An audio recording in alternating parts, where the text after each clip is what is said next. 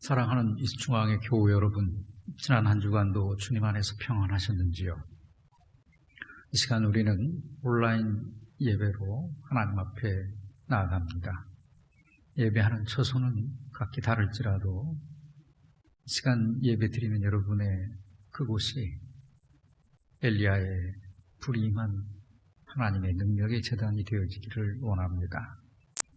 이제 다 함께 묵도드리심으로 하나님께 예배 드리겠습니다.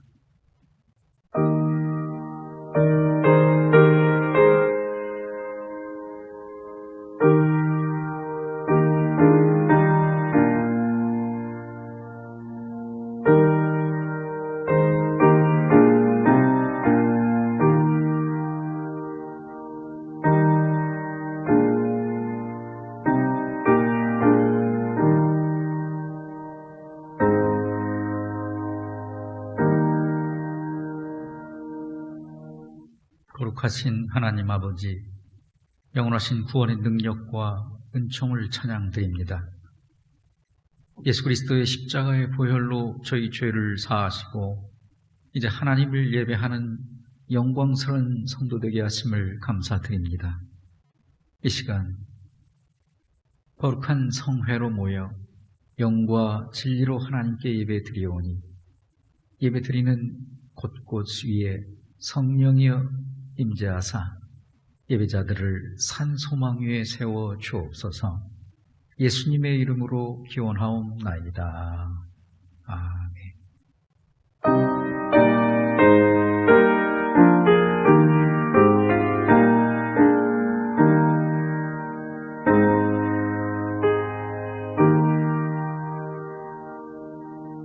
사도신경으로 신앙 고백 드리겠습니다. 전능하사 천지를 만드신 하나님 아버지를 내가 믿사오며 그 외아들 우리 주 예수 그리스도를 믿사오니 이는 성령으로 잉태하사 동정녀 마리아에게 나으시고 본디오 빌라도에게 고난을 받으사 십자가에 못 박혀 죽으시고 장사한 지 사흘 만에 죽은 자 가운데에서 다시 살아나시며 하늘에 오르사 전능하신 하나님 우편에 앉아 계시다가 저희로서 산자와 죽은 자를 심판하러 오시리라. 성령을 믿사오며 거룩한 공회와 성도가 서로 교통하는 것과 죄를 사하여 주시는 것과 몸이 다시 사는 것과 영원히 사는 것을 믿사옵나이다. 아멘. 찬송가 36장 찬송하시겠습니다. 36장 찬송 이후 김영수 장로님 예배를 위해 대표로 기도 인도해 주시겠습니다.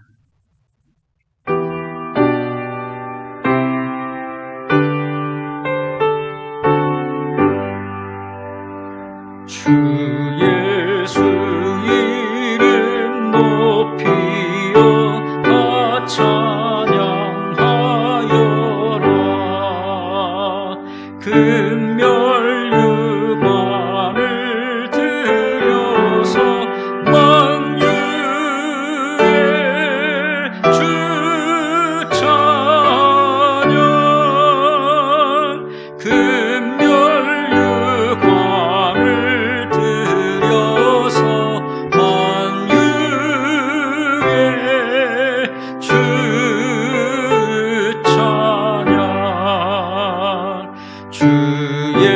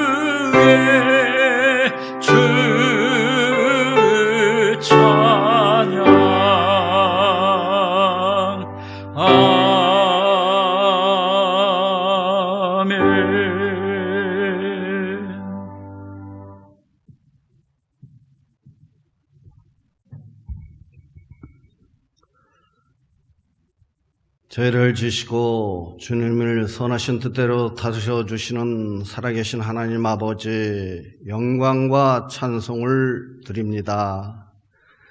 감사가 부족한 저희들을 주님께서 사랑해 주시고 거룩한 성의를 허락하셔서 예배 드릴 수 있게 하시니 감사합니다. 이 시간 저희들이 하나님과 신령과 교제를 갖게 하시고 거짓 없는 진실된 마음을 주시사 신령과 진정으로 예배하게 하옵소서.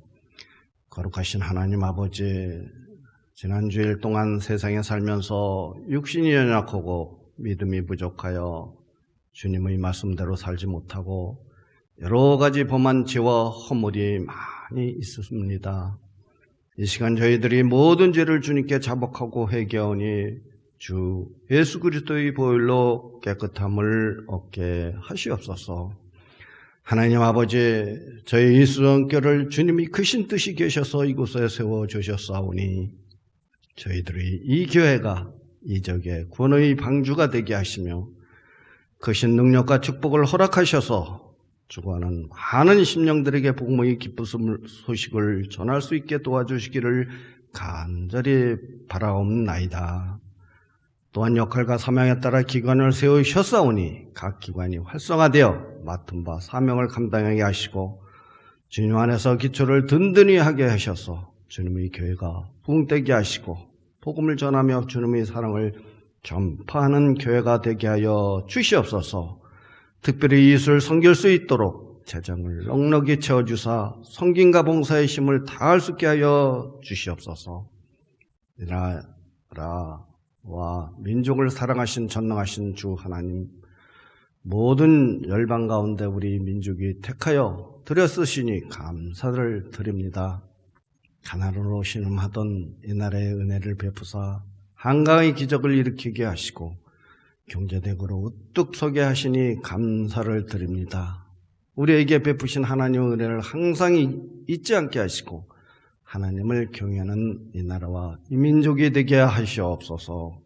고난 역경만을 거듭해온 이 역사를 주께서 주관하셔서 이 땅에 고난과 분쟁이 없게 하시고 남과 북으로 갈라진 이 땅을 하루빨리 통일시켜 주셔서 이 민족에 응어러진 하늘 풀어 주시옵소서. 착취와 어둠 속에 신음하는 북한 동포들을 주께 위로해 주시고 믿는 저희들로 하여금 주님께 기도하며 간구하게 도와주시옵소서. 성령으로 저희와 함께 하시는 하나님, 오늘도 단위에 서서 주님의 귀한 말씀을 증거하시는 목사님에게 신령한 능력과 성령으로 충만케 하시옵소서. 그래야 말씀을 통하여 주의 영광 드러나게 하시고 주님께 귀하게 쓰시는 종으로 삼아 주시옵소서. 사랑하는 하나님, 예배 참석한 우리 교회 모든 성도들을 기억하사 주님 안에서 참 평안과 기쁨을 누리며 살 수 있도록 도와주시옵고 힘들고 고난 중에 있는 이들을 붙잡아 주시고 용기를 갖게 하사 이 길을 힘을 주시옵소서. 고난을 통하여 더욱 강하게 하시고 굳게 서게 하여 주시옵소서. 육신의 질병으로 고통당하는 성도에게 건강과 힘을 주시고 여러 가지 문제를 안고 나온 성도들이 있사오니 이 시간 다 해결받고 은혜 받는 시간 되게 하여 주시옵소서. 예배의 시종을 주님께 맡기오며 빛 대신 예수 그리스도의 이름으로 기도 드리옵나이다. 아멘.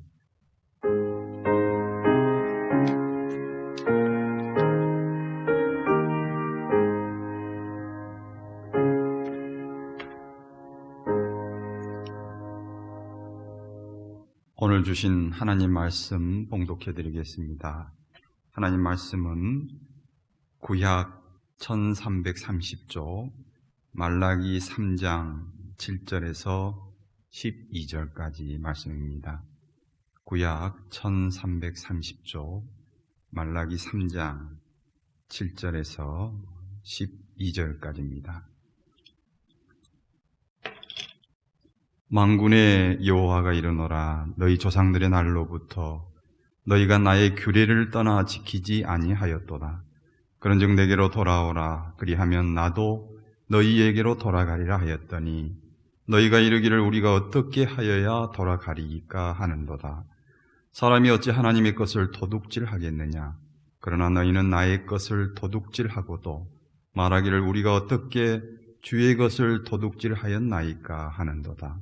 이는 곧 11조와 봉헌물이라. 너희 곧 온 나라가 나의 것을 도둑질하였으므로 너희가 저주를 받았느니라. 만군의 여호와가 이르노라. 너희의 온전한 11조를 창고에 들여 나의 집에 양식이 있게 하고 그것으로 나를 시험하여 내가 하늘문을 열고 너희에게 복을 쌓을 곳이 없도록 붙지 아니하나 보라. 만군의 여호와가 이르노라. 내가 너희를 위하여 메뚜기를 금하여 너희 토지 소산을 먹어 없애지 못하게 하며 너희 밭에 포도나무 열매가 기한 전에 떨어지지 않게 하리니 너희 땅이 아름다워지므로 모든 이방인들이 너희를 복되다 하리라. 만군의 여호와의 말이니라. 아멘.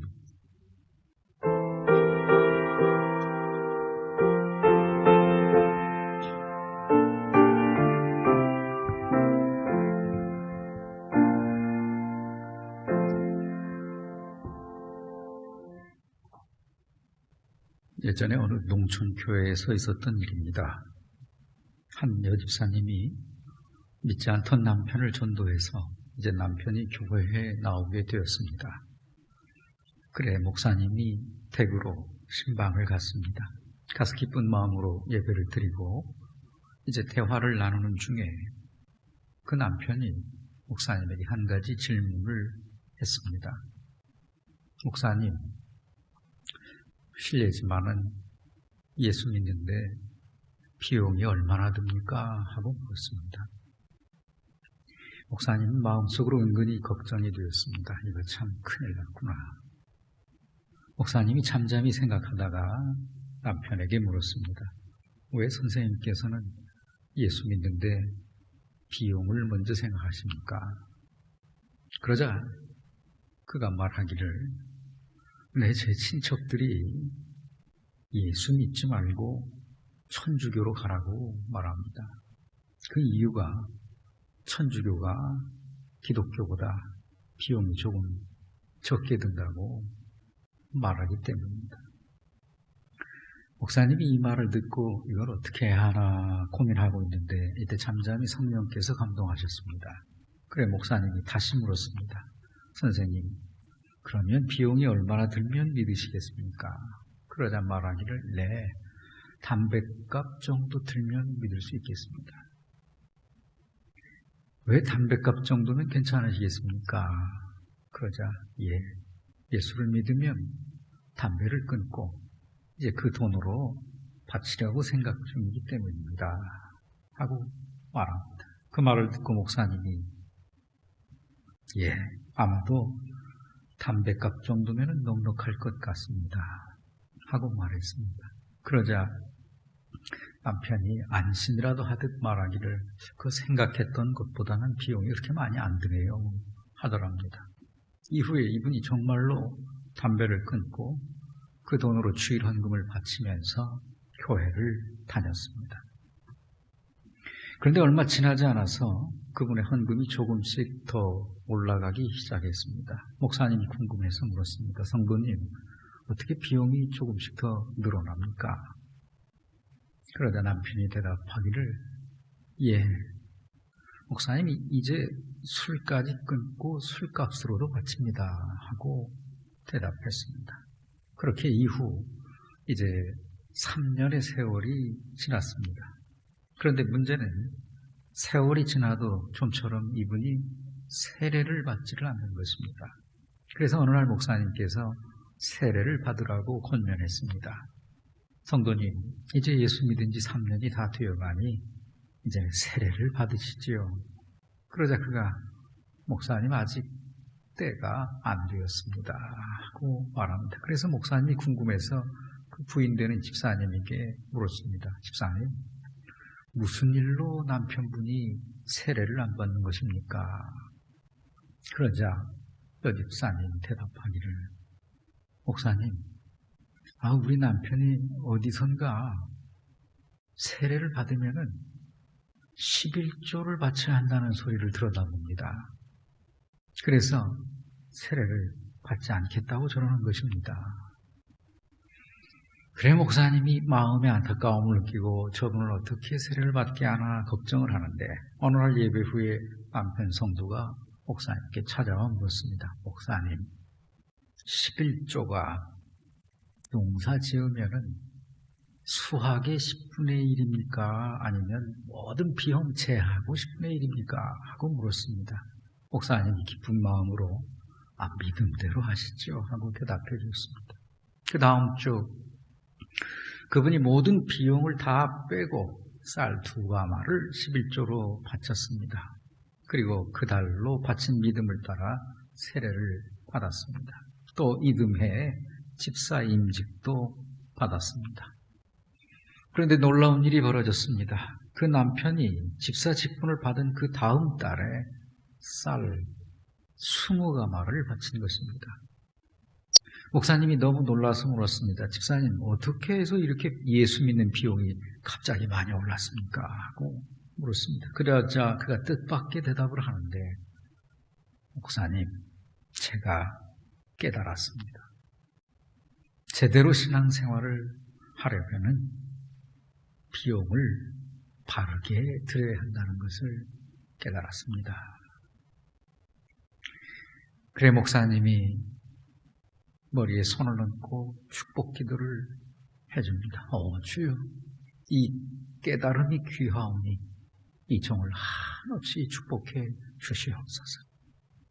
이후 세월이 흘러 그분이 그 교회의 장로님이 되셨습니다.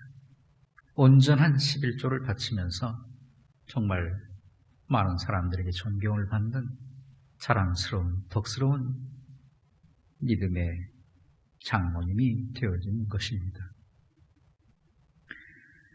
여러분, 교회에 나오면 헌금 바치는 것이 부담이 되는 경우가 많이 있습니다. 더욱이 성전 건축을 앞두고 있거나 혹은 건축을 막 마친 교회는 적잖이 부담이 됩니다. 특히 신앙생활을 하는 중에 11조의 경우 더욱 그러할 것입니다. 11조를 바치지 않는 사람은 일단 그런 내용의 설교를 듣는 것조차 그 자체가 마음의 부담이 될 것입니다. 또 11조를 바치고 있어도 온전한 11조를 하고 있지 않은 사람 역시 부담스러울 것입니다. 그래서 목사님들이 11조 설교를 그리 즐겨하지는 않습니다. 그러나 오늘 저는 목사의 양심으로 여러분을 영적으로 바르게 안내하기 위하여 다소 부담스러운 주제인 것을 알지만 꼭 알아야 할 진리인 게 11조의 시험이라는 제목으로 말씀을 전합니다. 바라기는 말씀을 듣는 중 깨달음과 결단이 이어지기를 간절히 원합니다. 여러분 생각해보면 11조는 사실은 믿음의 연수와 아무런 상관이 없습니다. 일반적으로 흔히들 생각하기를 믿음의 연수가 오래된 사람들은 온전한 11조 생활을 할 것이며 또 이제 갓 예수를 믿은 사람들은 11조 생활을 못할 것이라고 생각하기 쉽지요. 하지만 실상은 전혀 그렇지 않습니다. 11조는 믿음의 연수와 아무런 상관이 없습니다. 수십 년을 믿어도 온전한 11조를 못하는 사람들이 태반이고 평생을 믿어도 11조 한 번 못 바치고 죽는 사람도 있습니다. 심지어는 이런 일도 있었습니다. 주의 종의 경우도 마찬가지예요.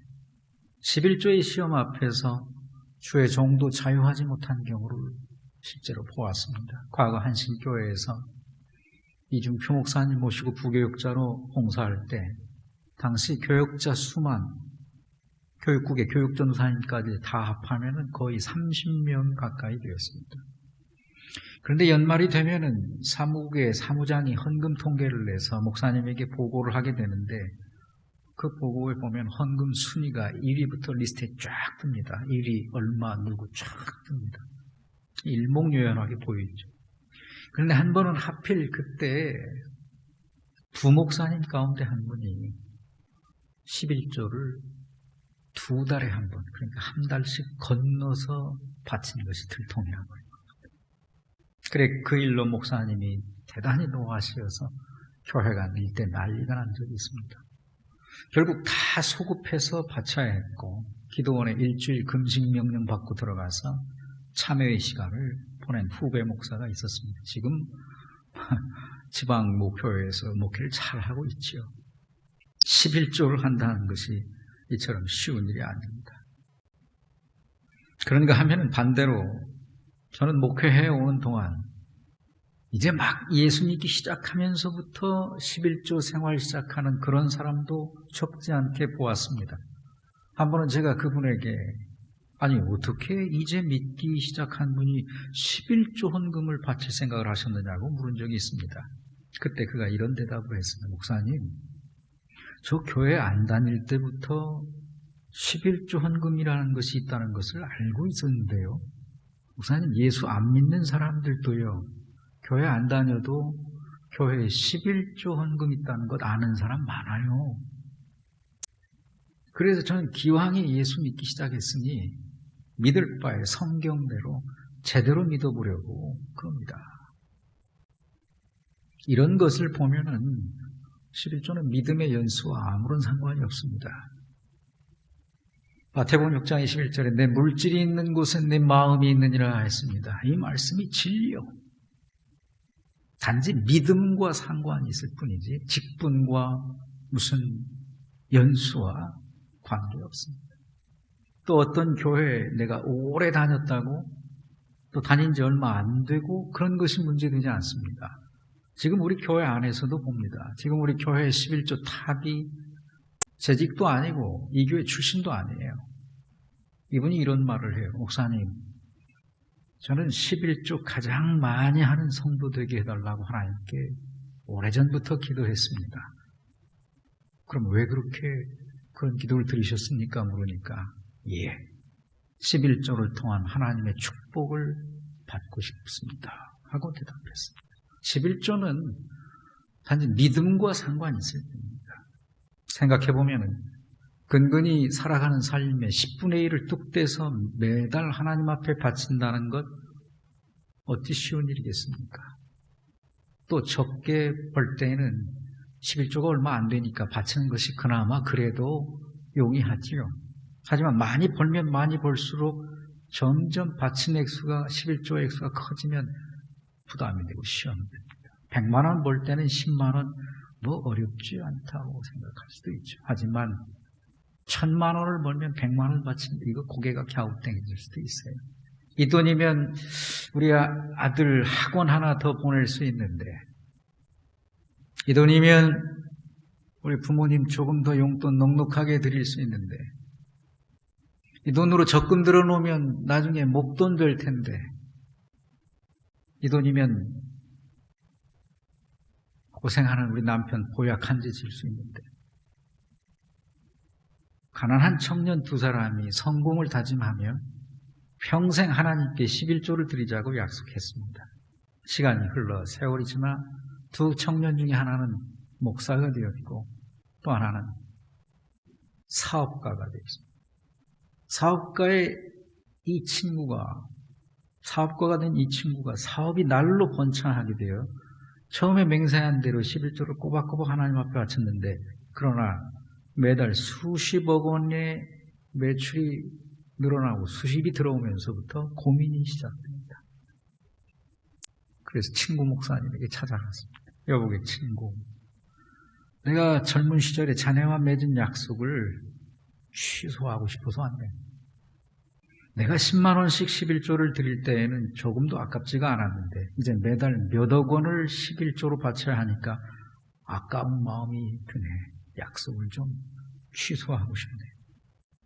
그러자 친구 목사님이 안타까운 마음에 같이 기도하자고 하고는 기도하는데 하나님, 친구가 수십억 원을 버니까 11조가 아까워 이제 안 하려고 합니다.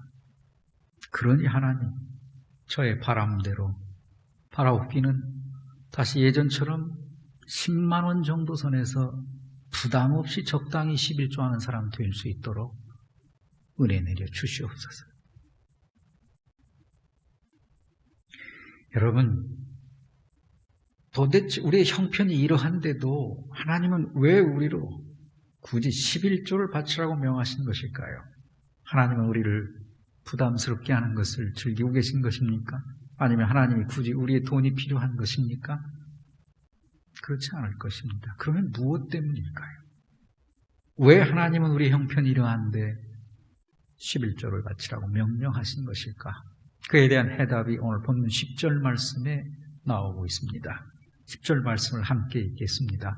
만군의 여호와가 이르노라 너희의 온전한 11조를 창고에 들여 나의 집에 양식이 있게 하고 그것으로 나를 시험하여 내가 하늘문을 열고 너희에게 복을 쌓을 곳이 없도록 붙지 아니하나 보라. 아멘.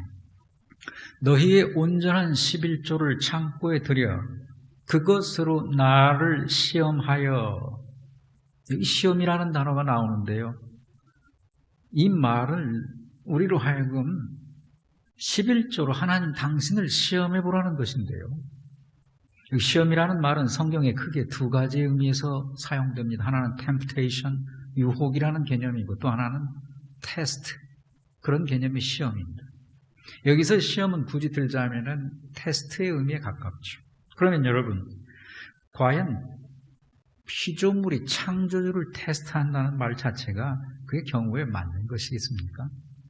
인간이 하나님을 시험한다는 것이 말이 되는 것이겠습니까? 종이 주인을 테스트한다는 것이 바른 처사입니까? 성경에는 반대로 어떤 의미에서의 시험이든지 하나님을 시험하지 말라고 되어 있습니다. 신명기 6장 16절에 너희 하나님 여호와를 시험하지 말고 그랬습니다. 누가복음 4장 12절에 예수께서 대답하여 이르시되 주 너희 하나님을 시험하지 말라 하셨습니다. 이 말씀대로 하면 절대로 하나님을 시험하면 안 됩니다. 자, 그러면 대체 왜 하나님은 여기서 11조로 당신을 시험해 보라고 하신 것일까요? 그 이유는 바로 다음에 이어지고 있는 말씀에 이유가 나오고 있죠. 10절 말씀 다시 한번 띄워주실래요? 내가 하늘문을 열고 너희에게 복을 쌓을 곳이 없도록 붙지 아니하나 보라는 것입니다. 무슨 말이냐? 하나님은 왜 11조로 당신을 시험해보라 하신 것입니까? 다른 의미가 아닙니다. 우리더러 복 받으라는 것입니다. 중요한 것은 복을 받으라는 것입니다. 다시 말해, 그러므로 지금 여기에 나오는 시험의 의미는 무엇이냐? 그것은 하나님을 테스트해보라는 말이 아니고 너희 스스로 하나님의 말씀을 확증하라. 너희 스스로 하나님의 말씀을 증명해내라는 것입니다. 너희 11조가 너희의 신앙생활에 대단히 시험이 들 만큼 어려운 것이니 그것으로 하나님을 향한 네 자신의 신앙 자세를 확증하여 11조를 통해 하나님께서 예비하신 너의 복을 받아 누리기를 바란다. 이런 의미예요. 여기 시험하라의 의미다. 그래서 11조의 시험은 무엇인가? 11조의 시험은 무엇인가? 우리가 하나님을 시험하는 것이 아니라 내가 11조 시험 앞에서 하나님을 확증하는, 하나님의 뜻을 확증하는 나의 믿음의 태도인 것이죠. 그리고 그 확증을 가진 자에게 하나님은 복을 쌓을 곳이 없도록 부어주시겠다고 축복을 약속하신 것입니다. 그래서 11조의 이야기는 돈 이야기가 아니라 축복 이야기입니다. 11조는 축복의 이야기입니다. 여러분, 그러면 11조의 시험은 과연 우리의 무엇에 대한 구체적인 확증일까요? 그것은 하나님께 대한 우리의 믿음의 실증적 확증입니다. 다시 말해 11조는 우리의 믿음을 확증시키는 실제적인 시험인 것입니다. 그러니까 하나님을 시험하는 것이 아니라 11조의 시험 앞에 내가 믿음의 확증을 갖는 것이죠. 그러면 이 11조의 시험은 과연 우리의 무엇에 대한 구체적 확증일까? 그것은 두말할 것 없습니다. 믿음에 대한 확증입니다. 하나님과 나와의 관계에서 나의 믿음에 대한 확증을 11조로 하나님 앞에 나타낼 수 있는 것입니다. 예수 믿으면 세 가지 단계적 질문이 순차적으로 주어지게 됩니다. 첫 번째 단계의 질문, 예수 믿고 구원 받으셨습니까?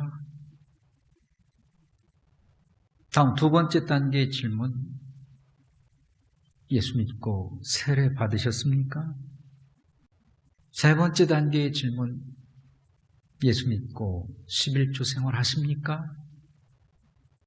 예수를 믿어 구원의 단계에 이르게 되고 다음 세례의 단계에 이른 자의 믿음은 어디에서 확증, 증거되어지느냐? 예수 믿고 11조 생활하십니까? 11조 생활에서 드러납니다. 저는 여기에 한 가지 단계를 더 추가해서 네 번째 단계 질문을 두라고 한다면 이렇게 말하겠습니다. 네 번째 단계, 예수 믿고 온전한 11조 생활하고 계십니까? 어떤 성도가 사람의 눈에 아무리 그 믿음이 좋아 보인다 해도 11조를 통한 하나님과의 믿음의 관계가 그가 하나님 앞에 바로 서 있지 못하다면 그 사람은 믿음 좋은 것 아닙니다. 교회 오래 다녔고 그러다 보면 세월 따라 직분도 받는 거예요. 그래서 사람들 눈에는 믿음이 좋아 보일 뿐인 거예요. 누구든 11조 헌금을 통한 하나님과의 믿음의 관계가 물질 앞에서 바로 서 있지 못하면 그 사람 믿음 좋은 것 아닙니다. 왜? 11조 시험은 자기 믿음에 대한 스스로의 확증이기 때문에 그래요. 다른 사람은 몰라도 자기 스스로는 아는 거죠. 지금 코로나19로 경제적으로 어려움을 겪고 있는 분들이 많이 계십니다. 그런데 왜 이때 하필 11조 설교를 하느냐고요? 성전 건축할 때도 헌금 설교 제대로 안 하는 분이 왜 그러십니까?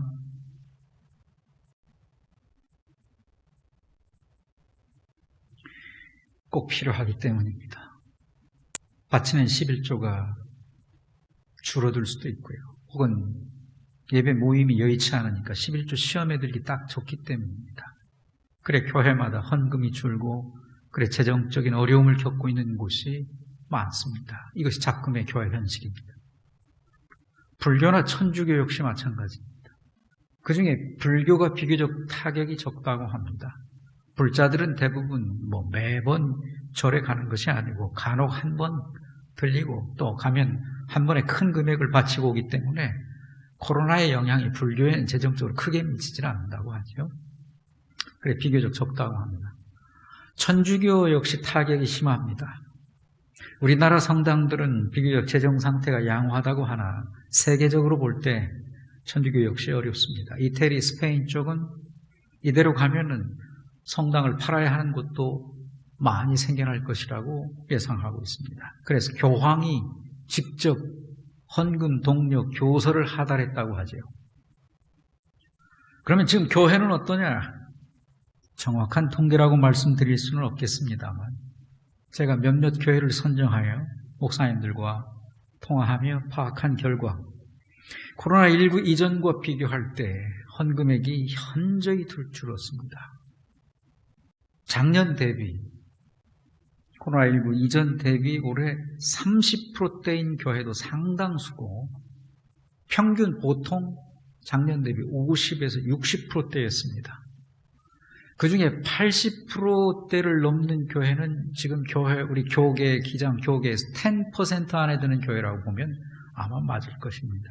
지금 우리 교회는 코로나19 이전 작년 재정 대비 80%대 이상을 유지하고 있습니다. 그러니까 10% 안에 드는 교회이죠. 저는 그런 면에서 여러분께 목사로서 칭찬의 말씀을 드리고 격려하고 싶습니다. 그런데 한 가지, 우리 교회만이 가진 현재 11조 생활에 두 가지 허점이 있음을 말씀드리지 않을 수 없습니다. 하나는 온전한 11조를 바치는가에 대한 물음 앞에 그리 자유하지 못하다는 것입니다. 또 하나는 우리 교회는 성전을 건축하다 보니 건축 헌금을 바치고 있는 현실입니다. 그러다 보니 11조 헌금을 건축 헌금 명목으로 돌려바치거나 감사 헌금을 건축 헌금으로 바꿔 바치거나 이런 분명한 명목이 목적이 있는 헌금들이 11조, 특별히 11조 헌금 부분들이 그렇게 그 명목이 변경되어 바쳐짐으로 11조가 많이 죽은 것이 사실입니다. 이 점은 우리가 한번 깊이 생각해보고 가야 합니다. 11조는 하나님께서 직접 제정하신 분명한 명분이 정해진 목적 헌금 항목입니다. 11조 헌금의 명목은 축복의 약속입니다. 내가 하늘문을 열고 너에게 복을 쌓을 곳이 없도록 붙지 아니하나 보라. 이것이 11조 헌금의 하나님이 제정하신 명목입니다. 11조는 하나님께서 바치는 자에게 복 주시려고 따로 제정하신 헌금 항목입니다. 저는 우리 교회 성도들이 하늘의 복을 받아 누리기를 원합니다. 그러므로 어떤 경우에도 11조 항목은 변경하거나 다른 항목으로 바꾸어 바치면 안 됩니다. 그리고 온전한 축복을 받고자 한다면 체면 헌금으로 바치지 말고 온전히 바쳐야 합니다. 11조는 절대로 건들면 안 되는 거예요. 한 여성도가 이런 간증을 한 적이 있습니다. 자신은 11조를 바치기 시작하면서 네 번 놀랬다. 스스로 4번 놀랬다. 첫째, 11조를 바침으로 자기 신앙이 더욱 깊어가고 확고해짐을 보고 스스로 놀랐다. 둘째, 11조를 내보니 더 낼 수 있는 믿음의 담력이 늘어나서 놀랐다. 세 번째, 11조를 내면서 자신의 생활이 물질적으로 오히려 부요해짐을 보고 놀랐다. 네 번째, 이런 축복을 전부터 모르고 지금까지 11조를 내지 못한 자신의 어리석음을 깨닫고 놀랐다. 여러분, 이런 놀라운 축복들을 놓치지 마시길 바랍니다. 지금부터라도 있는 그대로 일단 시작해보세요. 적게 벌면 적게 번 대로 하나님께 대한 여러분의 믿음을 확증시켜보세요. 많으면 많은 대로 하나님께서 복을 쏟아 부어주시나 안 주시나 시험해보세요. 세계 역사상 기독교인으로 최고의 부요를 누린 그리스도인이 있습니다. 그의 이름은 록펠러입니다. 전 뉴욕에 갔을 때 록펠러 센터와 리버사이드 처치를 방문한 적이 있습니다. 그 규모와 경이로움에 놀람을 금치 못했던 기억인데요. 그런데 록펠러를 그토록 축복된 위대한 자의 생으로 이끈 데는 비밀이 한 가지 있었는데 그것은 놀랍게도 그의 어머니의 3가지 유언 때문이었습니다. 그 첫 번째 유언이 무엇인지 아십니까? 11조를 꼭 바쳐라. 11조는 하나님의 것이니 반드시 온전히 하나님께 바쳐라. 이것이 첫 번째 유언이었습니다. 여러분, 록펠러가 그의 평생 동안 몇 교회를 세운지 아십니까? 몇 개나 세우면 많이 세웠을 것 같습니까? 아무리 부자였다 해도. 우리 교단의 교회 개수보다 많습니다. 4,828개의 교회를 세웠어요. 그런데 그는 전 세계에 선한 일을 하면서도 자기 이름을 새기지 않도록 했습니다. 이유는 하나님의 것 돌려드린 것뿐인데 내가 한 일이 뭐 있느냐. 내 이름을 놓지 마라. 록펠러가 86살 될 해에 어머니께서 세상을 떠납니다. 이에 그는 아내가 세상을 떠납니다.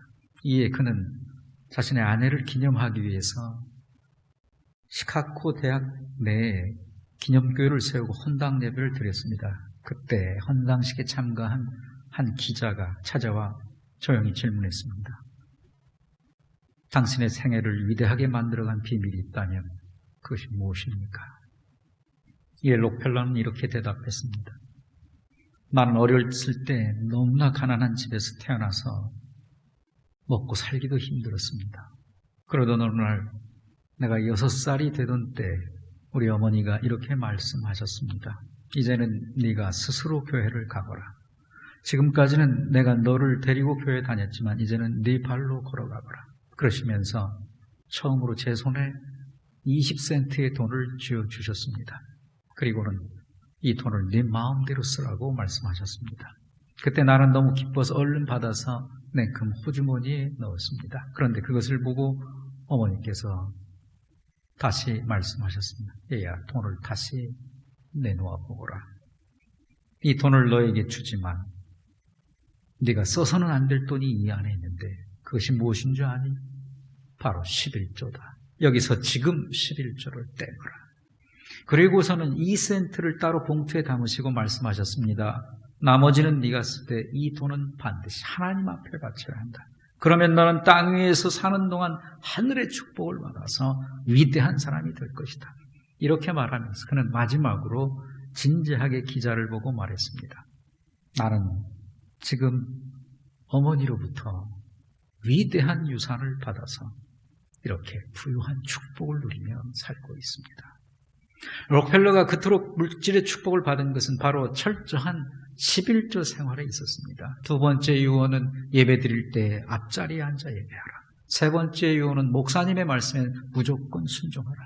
그는 평생에 그 어머니의 세 가지 유언대로 11조 신앙, 앞자리에서 예배하는 신앙, 주의 종의 말에 순종하는 신앙으로 살았습니다. 그 결과 어떻게 되었는지 아십니까? 그는 상상할 수도 없는 복을 받았습니다. 그는 일리노이주 시카고의 100만 평의 대지 위에 종합대학 12개를 세웠습니다.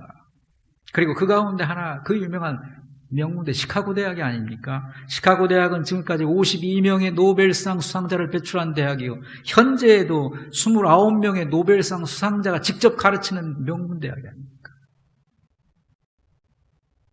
그가 미국 맨하탄에 있는 유니온 신학교를 세우고 그와 함께 어머니를 기념하기 위해 리버사이드 처치 강변교회를 허드슨강 유역에 지었는데 22층의 종탑이 있는데 유유히 흘러가는 허드슨강이 내려다보는 맨하탄에 얼마나 멋진 교회인지. 뿐만 아니라 그는 록펠러 재단을 세워서 전 세계의 문화와 사회를 위해서 공헌하였어. 지금도 공헌하고 요사이 서울, 인천, 특히 인천 쪽에 수돗물에 유충이 나오고 이물질이 나와서 시민들이 고통을 겪고 있는데요.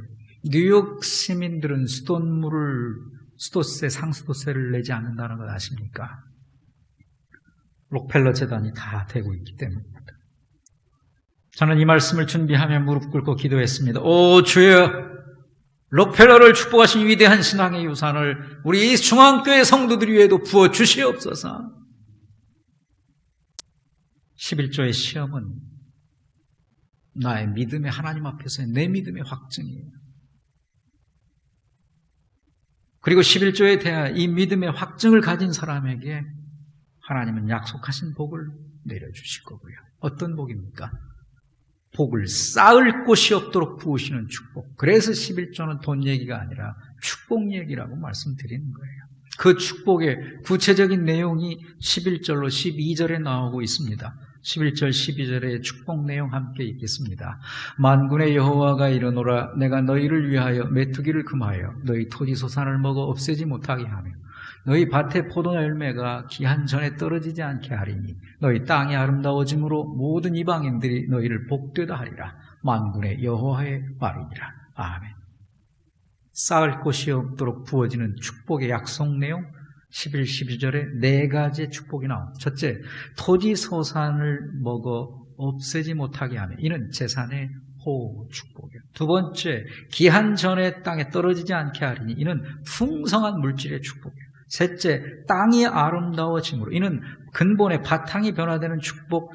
땅은 성경의 태열매, 자손을 상징합니다. 다시 말하면 땅이 아름다워지는 축복은 자손이 잘 되는 축복이에요.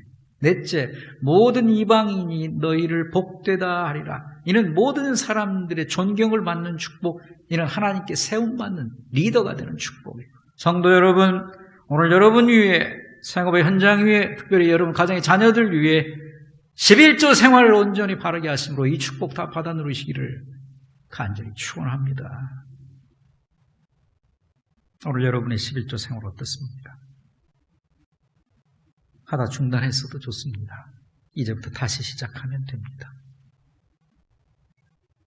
직분도 있고 연수도 있고 그래서 형식적인 체면 11조였어도 좋습니다. 이제 온전한 11조로 바꾸시면 됩니다.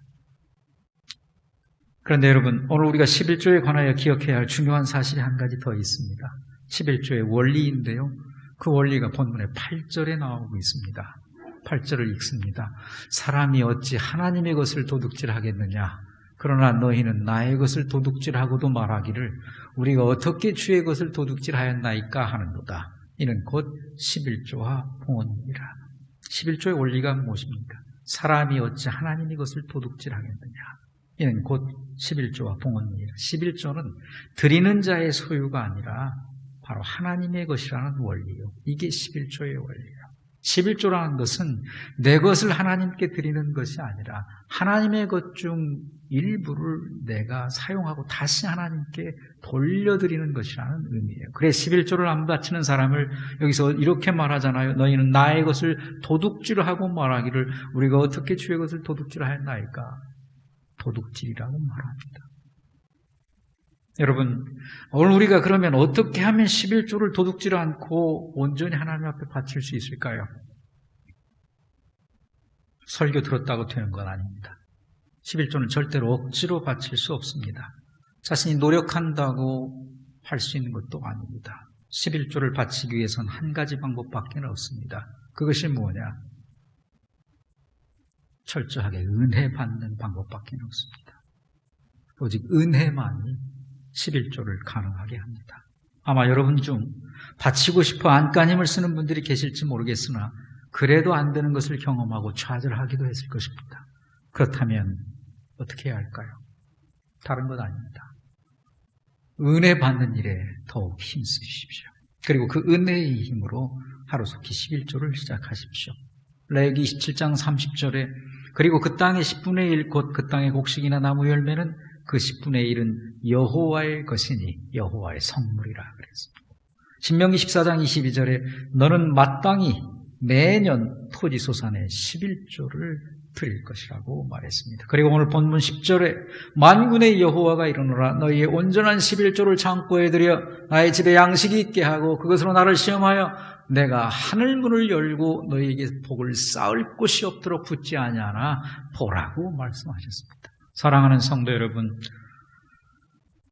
11조는 축복 이야기입니다. 바라기는 11조의 시험에 확증하는 믿음을 가지심으로 여러분 모두 쌓을 곳이 없도록 부으시는 하나님의 은혜를 경험할 수 있게 되기를 예수 그리스도의 이름으로 축원합니다. 하나님 감사합니다.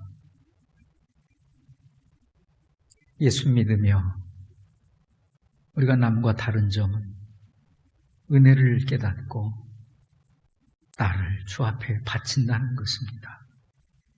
이것은 세상 사람들이 흉내낼 수 없는 고귀한 믿음의 행위입니다. 이 믿음을 갖고 특별히 11조의 시험 앞에 다시 한번 결단하고 서기를 원하오니 적으면 적은 대로 많으면 많은 대로 하나님의 것을 다시 내가 돌려드린다는 믿음으로 온전한 11조 생활을 이어감으로 하늘 창고의 문이 열려 쌓을 곳이 없도록 부어지는 축복을 다 받아 누리는 우리 수왕교회 성도들 되어지게 하여 주시옵소서. 예수님의 이름으로 기도하옵나이다. 아멘.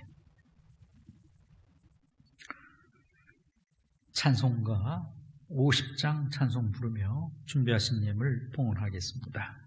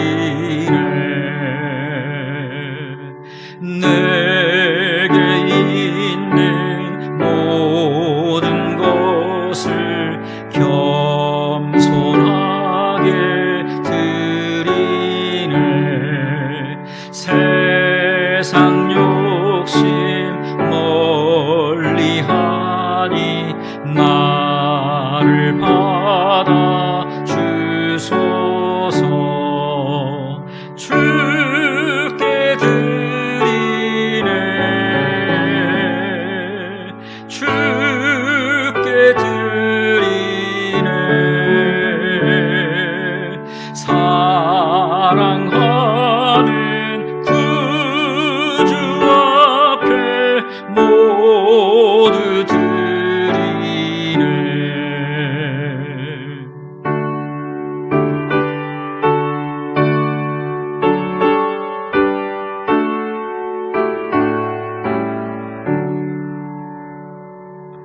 내게 있는 모든 것을 주를 위해 드리네. 주의 성령 충만하게 내게 내려 주소서. 주께 드리네. 주께 드리네. 사랑하는 구주 앞에 모두 드리네.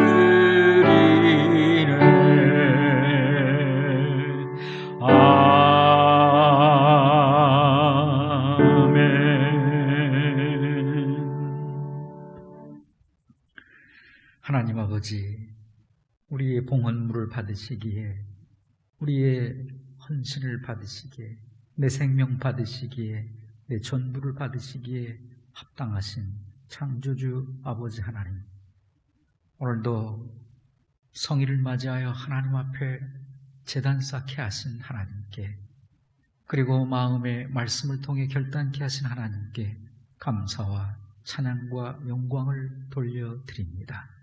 이 시간은 모든 것에 감사하는 마음으로 정성껏 준비하여 하나님 앞에 순서를 따라 예물로 봉헌하며 나아갑니다. 우리 성도들의 손에 들려진 10의 1조 헌금과 건축헌금, 감사헌금, 선교헌금, 주일헌금 여러 모습으로 준비된 그 헌물, 하나님 하늘문을 여시고 기쁘게 받아 주시옵소서. 받으신 하나님, 하늘 창고를 여시고 저들의 손길 위에 복을 쌓을 곳이 없도록 부어주시기를 원합니다. 가난한 중에 자신이 가진 생활비 전부를 바친 가난한 여인의 그 헌물을 액수를 비교할 땐 비교도 되지 않는 적은 금액이지만 그 무엇보다 하나님께서 기뻐하시고 받으심으로 바친 자에게 써도 줄지 않는 축복을 허락하시는 것입니다. 오늘 우리 성도들 손길 위에 바쳐진 예물보다 많은 복에 더함이 채움받아서 우리 성도들의 삶의 자리, 코로나19 여파로 경제적 어려움이 많은 이 시대에 우리 성도들의 삶의 자리에 생업의 현장이 주림이 없고 부족함이 없고 차고 넘치는 풍성한 축복이 이어질 수 있도록 하나님께서 역사하여 주시옵소서. 예수님의 이름으로 기도하옵나이다. 아멘.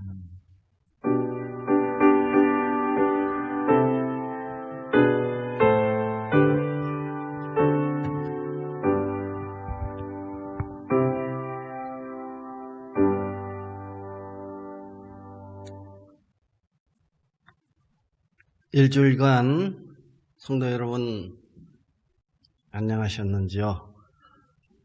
교회 소식과 견제 인사 나누는 시간입니다. 교회 소식을 전해드리겠습니다. 회중에 관한 회복의 안내는 주보를 참조해 주시기 바랍니다.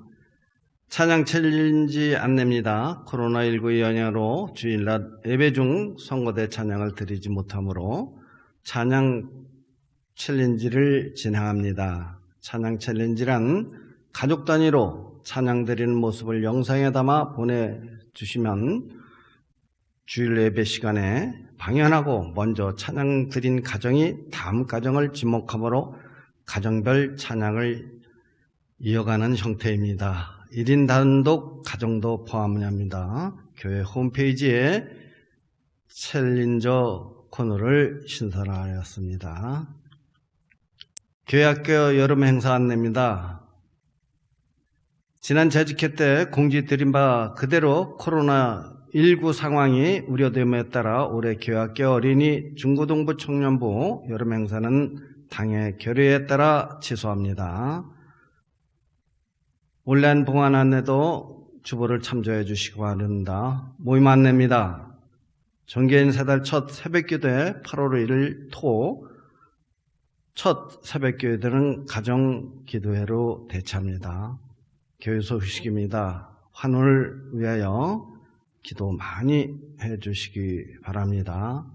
생일이 계신 분이 있네요. 권숙이 권사님, 박교 연순지사님 축하드립니다. 우리 다 함께 인사 나누겠습니다. 오늘 지금 우리 목사님이 설교하신 말씀 그대로 믿음으로 온전히 11조 생활을 합시다. 이렇게 나누겠습니다. 믿음으로 온전히 11조 생활을 합시다. 나눴습니다.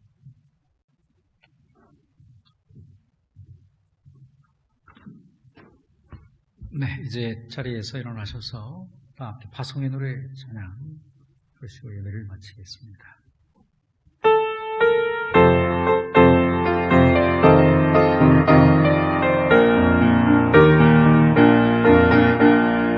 갈릴리 마을 그 숲속에서 주님 그 열한 제자 다시 만나시사 마지막 그들에게 부탁하시기를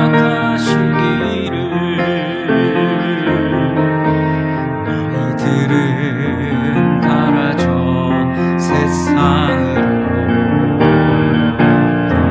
가서 제자 삼으라 세상 많은 사람들을 세상 모든 영혼이 내게 달려나리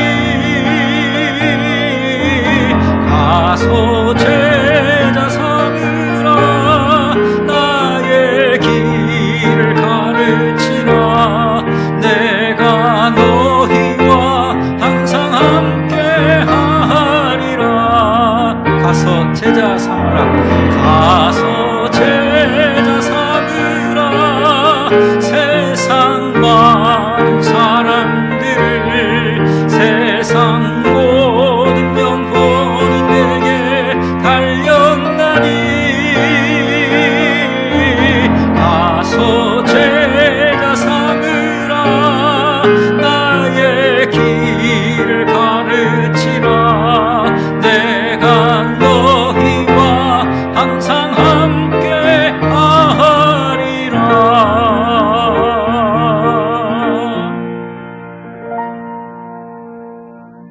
예수 그리스도의 십자가의 구원의 은혜와 아버지 하나님의 한량없는 사랑하심, 복주심의 그 크신 사랑하심과 내재하고 동행하며 감동하시고 깨닫게 하시며 밝히 보이시고 지키시며 인도하시는 성령 하나님의 교통하심이 들은 바 말씀을 따라 하나님 앞에서 물질을 통하여 나의 믿음을 스스로 확증하기로 결단하며 하늘문이 열려 내 삶의 자리에 쌓을 곳이 없도록 부어지는 하늘의 축복을 경험하기로 결단하는 사랑하는 우리 이수왕의 모든 교우들 그리고 가정과 생업의 현장 위에 특별히 자녀들의 앞길 위에 이제로부터 영원토록 함께 계시기를 간절히